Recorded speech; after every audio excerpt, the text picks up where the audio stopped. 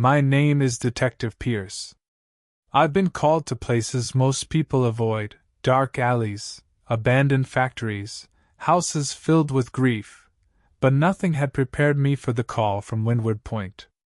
A lighthouse perched on jagged cliffs, waves slamming against rocks below, the kind of place where the wind seems to whisper secrets you don't want to hear. The report was simple enough. The lighthouse keeper had vanished. No body, no note, nothing. Just the sound of the foghorn echoing through the night, and locals swearing the light was shining when no one should have been there. The drive up the narrow coastal road felt endless. Fog pressed against the windshield, thick and suffocating, blurring the world into white-gray shapes. Each turn revealed more jagged cliffs and wind-bent trees, until finally, the lighthouse appeared. Stark white against the mist, its beacon cutting a thin line through the gray. No one was outside, not even the dockhands who were supposed to be checking supplies. I parked near the keeper's small cottage at the base of the cliffs. The door was unlocked. Inside, everything looked untouched: cups on the table, logs neatly stacked, a kettle half full of cold water. Except for one thing, the lighthouse logbook was open, scribbled pages filled with meticulous notes, and one entry that made my stomach turn. The last words were different, shaky, almost frantic. They watched from the light. I cannot turn it off. I cannot leave. I moved toward the lighthouse itself, flashlight in hand. The spiral staircase inside was slick with condensation, the metal rail cold and rough under my fingers. Each step echoed, a hollow metallic sound that seemed to be swallowed by the walls. Somewhere above, the light rotated, sweeping across the cliffs and sea, though no one should have been up there. Halfway up, I felt it, a presence. Not human, not quite, but watching. I froze, listening.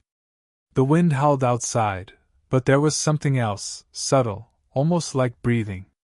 Slow. Measured. Waiting. Reaching the top, I stepped onto the platform. The beacon rotated mechanically, but the air felt heavier here, charged. Shadows stretched unnaturally across the fog. Then I saw it, scratches, deep and deliberate, etched into the metal floor near the base of the lighthouse lamp. Almost like someone had tried to claw their way out, or in. The last marks formed letters, jagged and uneven. Look beyond the light. A sudden gust slammed into me, almost knocking me off balance. The fog below swirled unnaturally, twisting into shapes that resembled figures, hands reaching, faces staring. I caught my breath, gripping the railing. Something moved at the edge of the beacon's light, a shadow detaching itself from the fog, impossible to track. Then, from behind me, a voice. Low, trembling, familiar.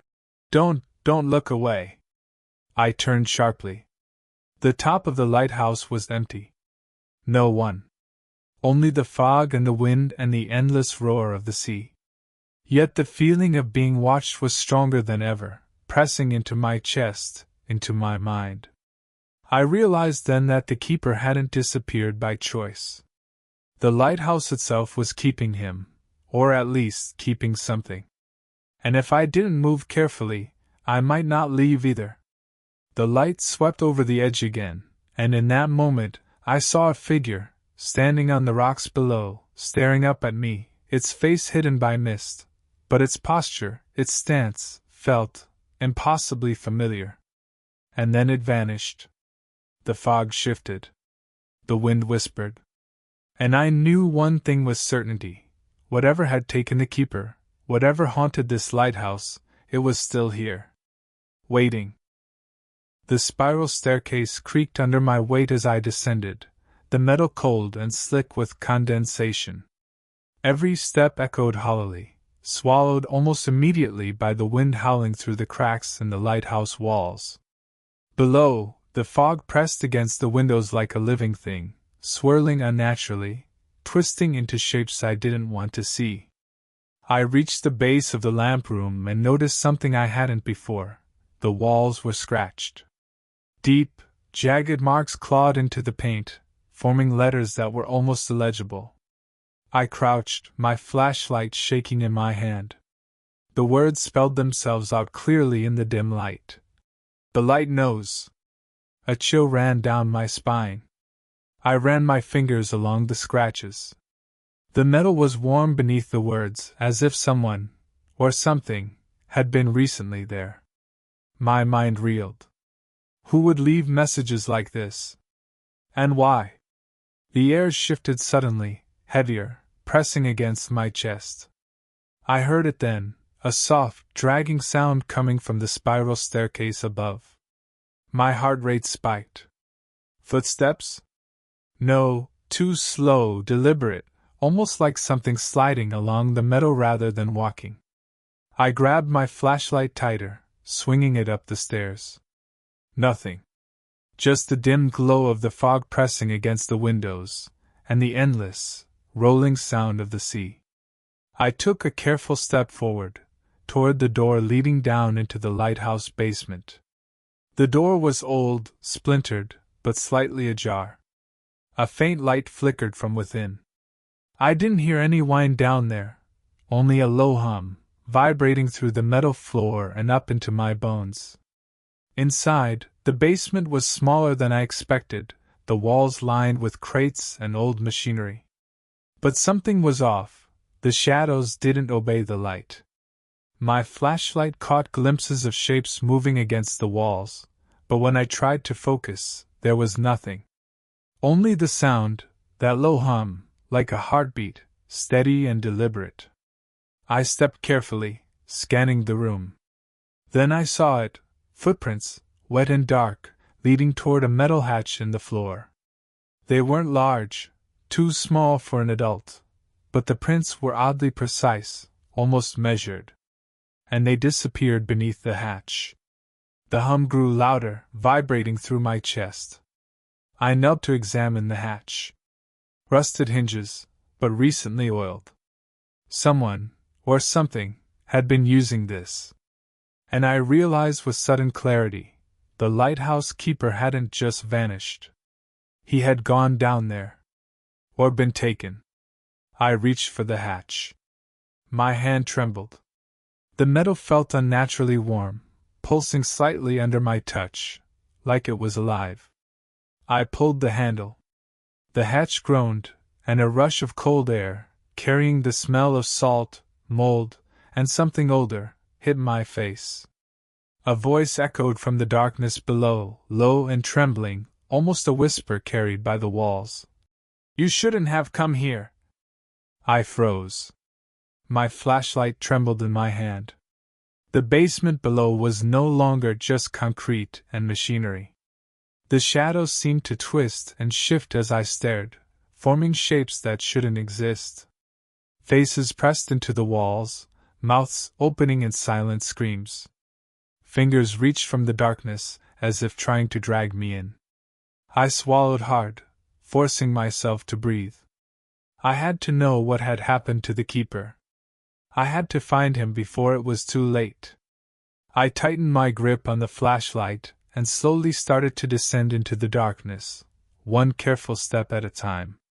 The hum grew louder, the shadows shifting with every movement. The lighthouse wasn't just a building. It was alive. And it remembered. Somewhere deep below, I knew the keeper was waiting, or at least what was left of him. And the lighthouse was ready to show me everything.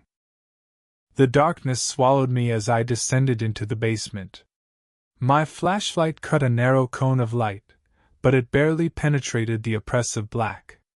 The hum grew louder, a low vibration that seemed to echo in my chest, syncing with my heartbeat. Every instinct screamed to turn back, but I couldn't, not while the keeper's fate was unknown. The walls here were different. Smooth in some places, jagged in others, as if the concrete had shifted over time. I traced my fingers along the surface, and the metal felt unnervingly warm beneath my touch, pulsing slightly, like it had a heartbeat of its own. Then I saw the marks, deep scratches forming words that weren't there before. "Look at what the light shows." I froze.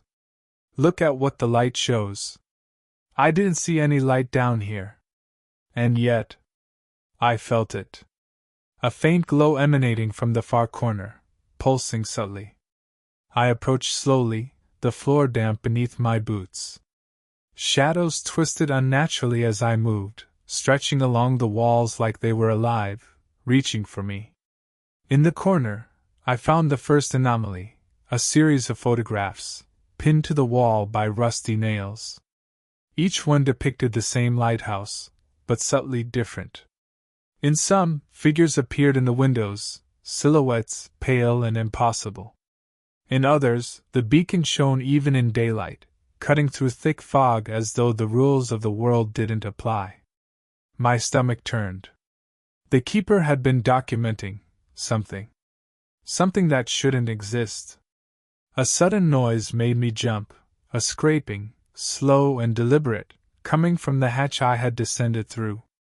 I spun, shining my flashlight toward it. For a moment, nothing. Then a shadow stretched along the floor, reaching toward me. Not human. Not entirely.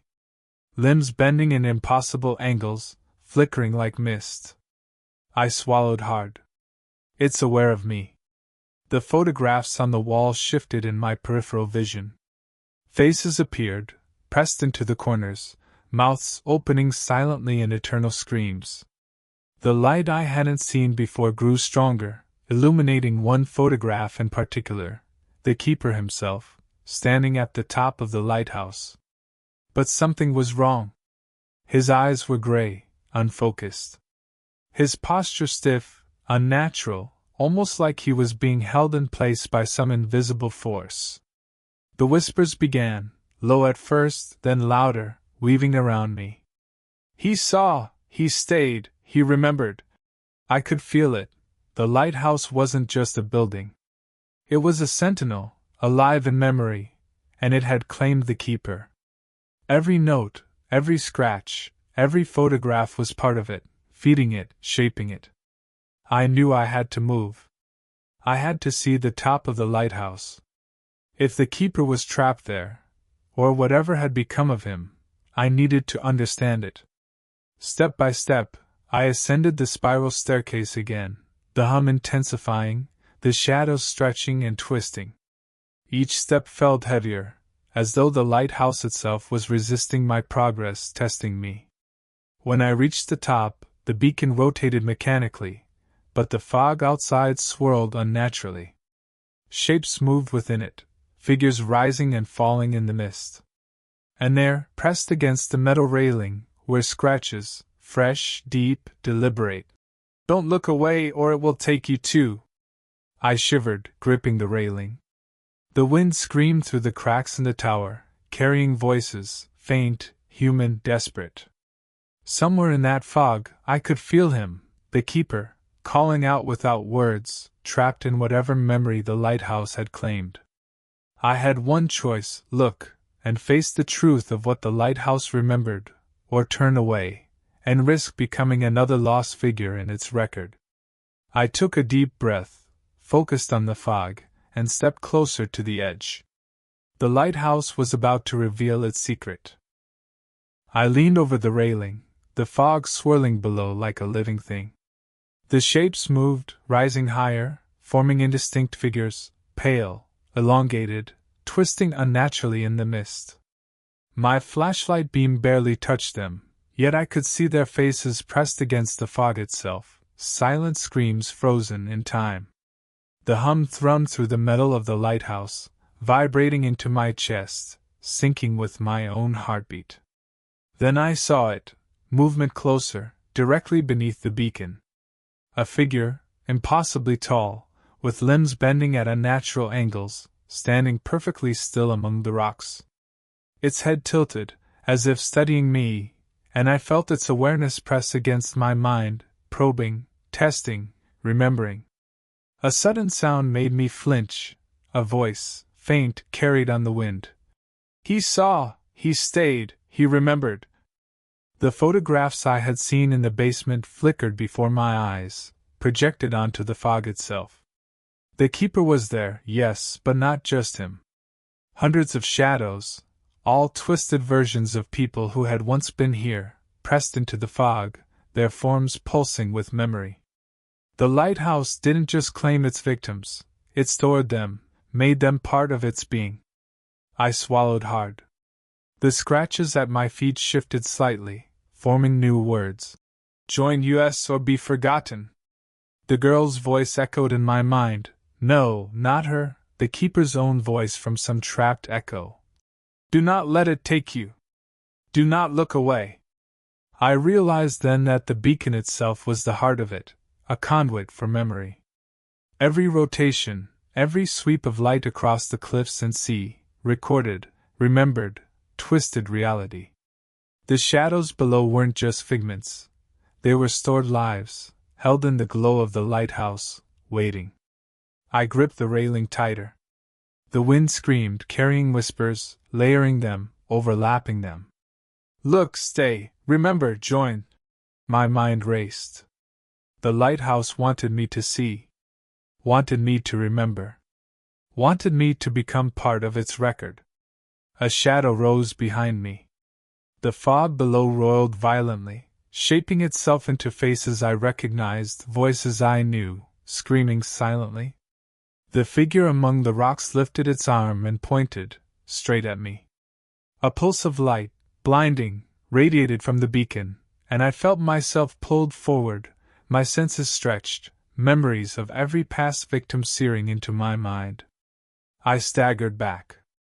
My flashlight clattered to the floor, spinning, illuminating fleeting glimpses of the spiral staircase and the fog below. The room, or tower, was alive, and it remembered me. My own fear became tangible, twisting into shapes that pressed against my body, whispering my deepest insecurities, my regrets. I realized I had only one option: confront it fully or be consumed. I swallowed the lump in my throat, forcing my legs to move toward the center of the beacon's light. The fog surged, shadows lunging, whispering, twisting. And then I saw him, the keeper. Or what remained of him, suspended in the glow, eyes wide, gray, filled with both knowledge and terror. His mouth moved, silent at first, then forming words I somehow heard in my mind. You must remember, or join. The lighthouse pulsed, vibrating through my chest.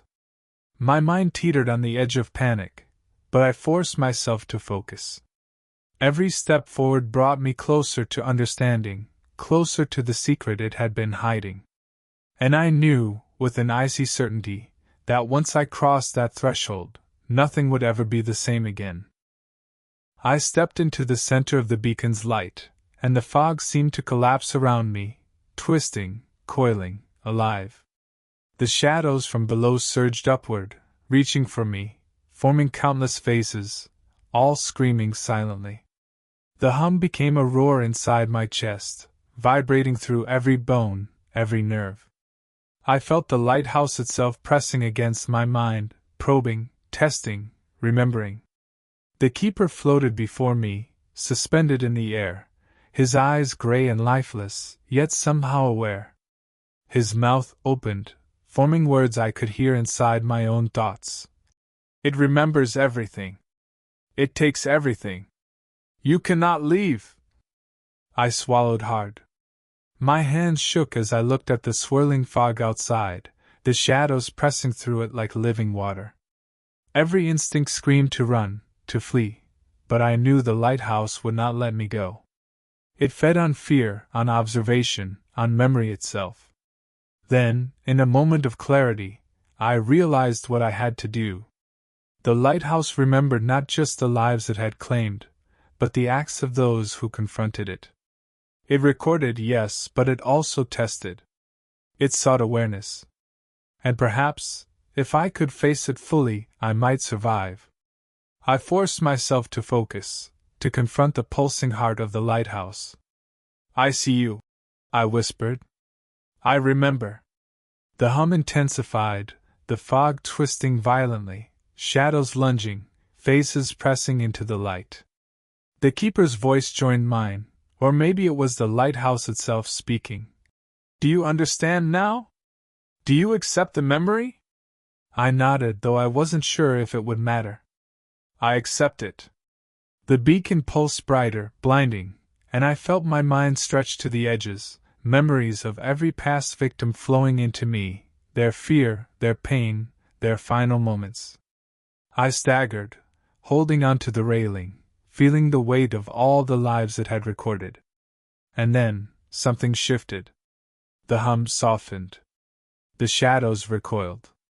The faces in the fog no longer screamed, they stared, and then, slowly, some began to fade. The keeper's form wavered. Go, before it remembers you fully. I seized the moment. Gripping the railing, I backed toward the spiral staircase, the fog parting just enough to see my path. The hum followed, but now it was quieter, hesitant, as if testing my resolve. I descended, step by step, until finally, the base of the lighthouse was in sight. The wind screamed outside, but it no longer felt malevolent, just restless, alive. I led myself down to the cottage, the girl who had been trapped below still trembling but alive, guided by instinct and the strange hush that had fallen over the lighthouse. We emerged into the dawn, the cliffs bathed in pale light. The fog was thinning, revealing the sea, jagged and merciless. I looked back at the lighthouse. Its beacon rotated mechanically, as if nothing had happened. But I knew better. It remembered. It always remembered. The girl clung to me silently, eyes wide. I held her, letting the wind carry away the remnants of that terrible hum. Somewhere inside the lighthouse, the keeper remained, part of its memory forever. And I knew deep down that the lighthouse was patient. It would wait for the next visitor, the next curious soul. And when it found them, it would remember them too. I had survived. But I could never forget. And I feared that one day, I would return, not by choice, but because the lighthouse would remember me, and I would have no choice but to confront it again. The cliffs stood silent. The waves crashed. And the lighthouse kept its secret, glowing steadily, as if it had always been waiting for me.